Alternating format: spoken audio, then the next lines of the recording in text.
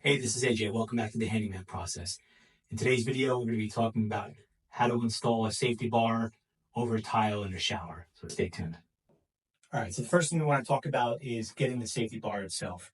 So what I have here for this particular application is a 18-inch standard safety bar from Lowe's. You can really get these anywhere. The big deal to make sure is that they're peened. And what I mean by peened is there's a little bit of texture here on the bar. And that helps with grip when it's wet. So if you're going to be putting it in a wet area, make sure you're getting a peened, P-E-E-N-E-D handle. And then the size is up to you. You see behind you here, I think I had probably a 12 or 16-inch bar over here just to grab it as you're coming in.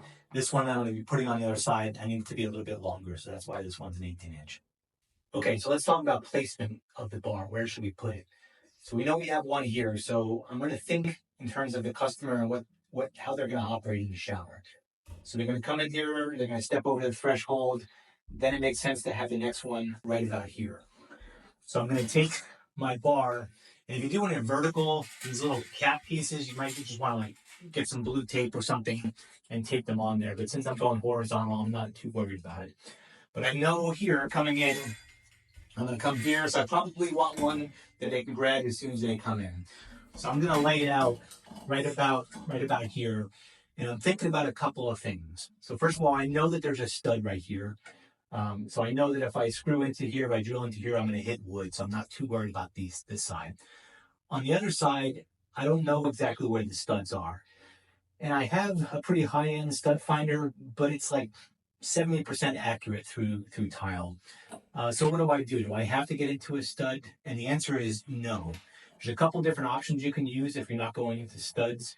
What I like to use is something called a snap toggle bolt. And I'll explain that as I start to drill the holes and put them in.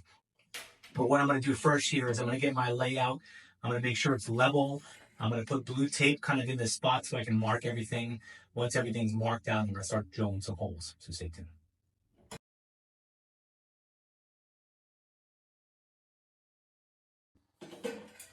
All right, so I put my bar right there. I've put the blue tape up. I've traced around and I've marked spots where I'm going to drill my holes on both sides. Keep in mind, be careful of putting a spot that's kind of right behind the bar, because if you try to screw it in, you're not going to be able to access it. So try not to use one that's right behind the bar, or else it'll be difficult. All right. So next step now is going to be drilling some holes. So I'll get my bits out and kind of show you what I'm using. Okay, so let me show you some of the tools I have laid out here. If you haven't guessed it by now, I run a handyman business on the side. So I pretty much have all the tools that I need. Most important thing is I have my drill in place, my vacuum to suck up the dust, a hearing protection because it can get a little bit noisy. And then this is my pack out kit specifically for safety bars. So when I do safety bars, I always bring this kit with me. And inside this kit, I have a bunch of drill bits. I have snap toggles. I have extra bolts. Pretty much everything that I need to put that in. I've already taken out some of the bits that I have here. So I mentioned earlier that I put that bar in already, and I used one of my carbide tip bits, which is one of these bits here, standard bit that you can get at Lowe's or Home Depot. And for the snap toggles, you need a 1/2-inch bit, which is what this is. This is good if you're using if it's on a softer tile, but these tiles are pretty hard. So I'm going to be using some diamond bits in this case. So for the first couple holes where I'm just going to be putting screws in, I'll probably start off with something a little bit smaller, a little bit bigger than the diameter of the hole that I need to drill.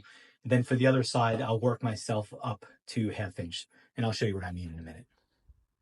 All right, so for this first hole, I'm going to be using a small carbide tip bit just to kind of get it started. Once I get it started, I'll switch over to a diamond bit. I'm also going to run the vacuum as I'm doing it to catch all the dust.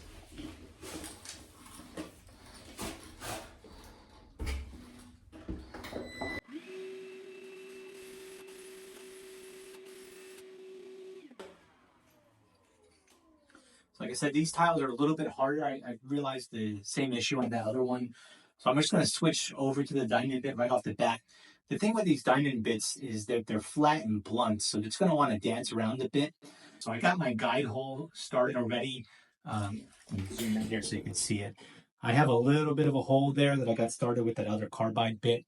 So now I'm going to try to go in here with an angle. If I feel like it's dancing around too much, I'm going to switch over to another bit. Let's give this a shot here. Coming in a little bit of an angle. You can hear it digging in. And then I'm slowly bringing it.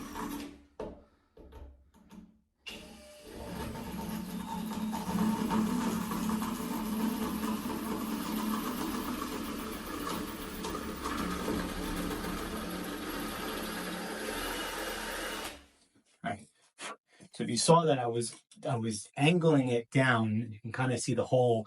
It likes to dance around a little bit, and as a result, the hole that you marked may be a little bit off. So you got to make sure as you're going through this that you're adjusting as necessary if the hole get out of alignment. But I'm gonna go ahead and try to finish this one up.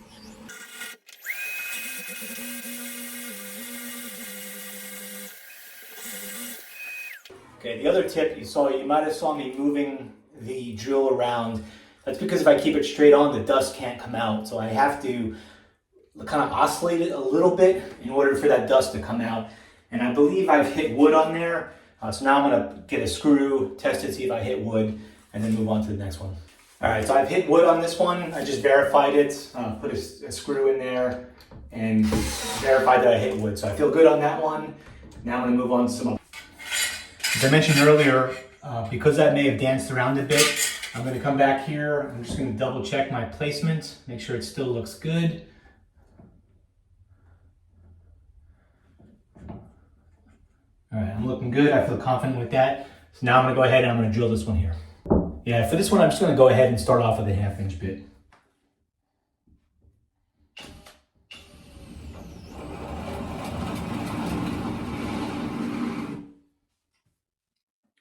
Again, you see that I'm going in at that angle like this to kind of get it started.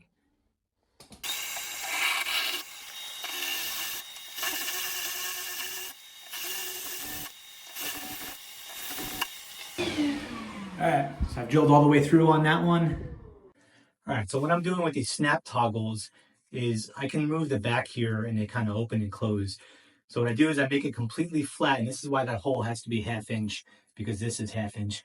So I slid that in there, and then once I slid it in, I moved the end here.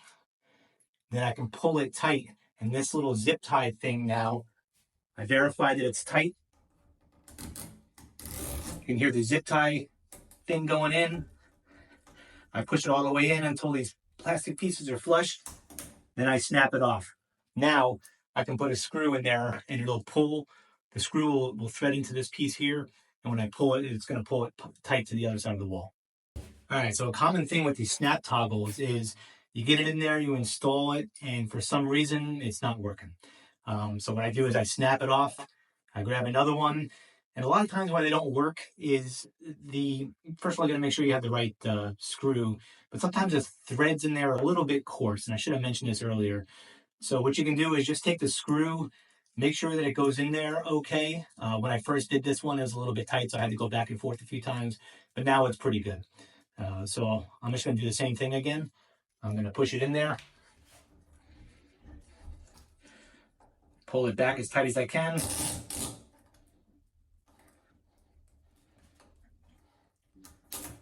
Snap it off. Keep my fingers crossed. Yeah, now I'm good. So what I'm gonna do is I'm just gonna make sure that I'm still in alignment here. So I'm gonna tighten this up, and I'll be putting a washer on this when I do the final installation. But for right now, I'm just getting it to hold for a second. Okay. So now, if you see the original holes that I had marked here are a little bit off. That's because the first hole that I drilled here drifted a bit. So now I'm just going to readjust everything slightly and re-drill. All right, so I got one in. I just put the bar up and verified it. Now I'm going to go ahead and drill this one.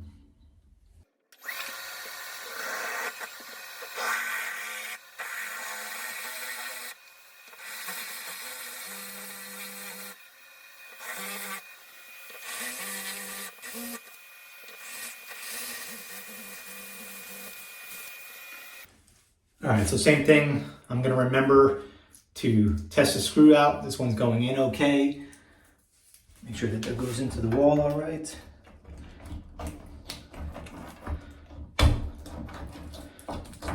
Okay, pulling it back.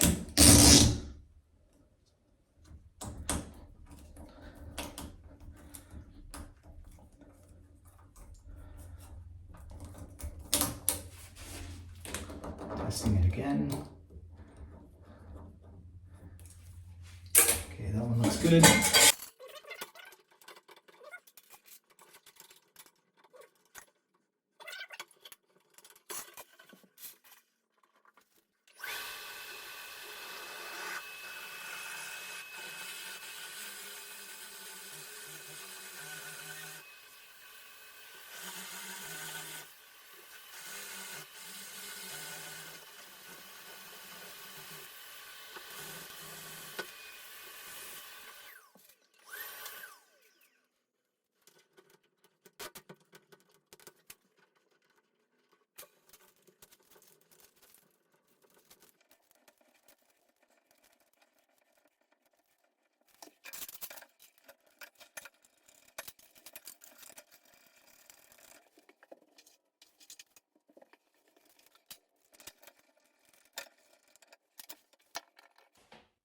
Okay, so that one's in good. Now I'm going to switch back to this one.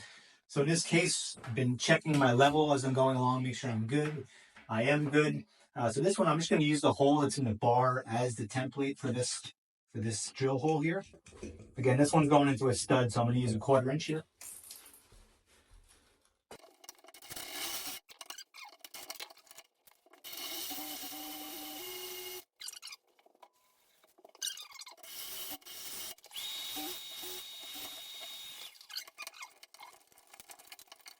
All right, so I got all the holes in. I ended up with 2 screws up here and a snap toggle over here. Now I'm just going to take some silicone, make sure it's waterproof, kind of put it in and around the holes, and then put the bar up.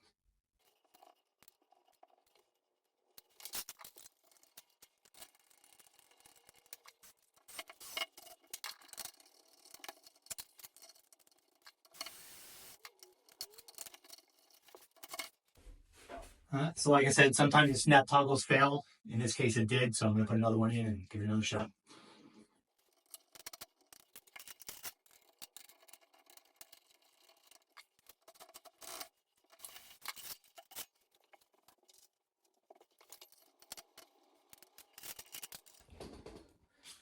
All right, so I got everything on. I got it screwed in. Now I'm just going to put the